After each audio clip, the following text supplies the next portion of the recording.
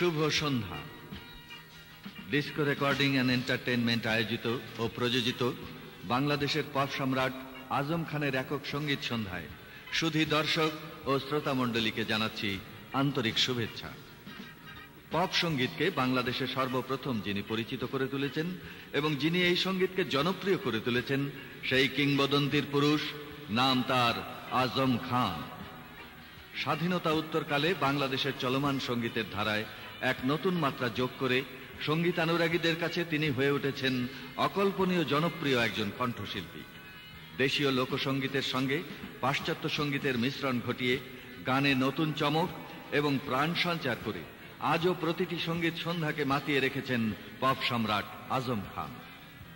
উপস্থিত দর্শক শ্রোতাবৃন্দ, পপ শিল্পী আজম খান সমগ্র আমেরিকায় একমাত্র লস অ্যাঞ্জেলেসেই ডিস্কো রেকর্ডিং অ্যান্ড এন্টারটেইনমেন্টের পক্ষ থেকে একটি মাত্র সঙ্গীত সন্ধ্যায় আপনাদের বিনোদনের জন্য উপস্থিত হয়েছেন।